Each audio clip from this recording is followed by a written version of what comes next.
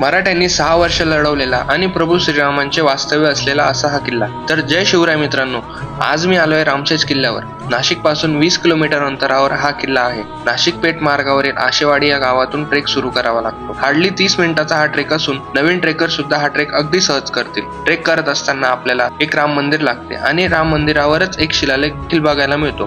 प्रभू श्रीरामांचे या गडावर वास्तव्य होते असे सांगितले जाते. तिथूनच पुढे गेल्यावर एक भला मोठा चुन्याचा घाणा आणि सुंदर असा हत्ती दरवाजा बघायला मिळतो. पुढे काही पाण्याच्या टाक्या आहेत.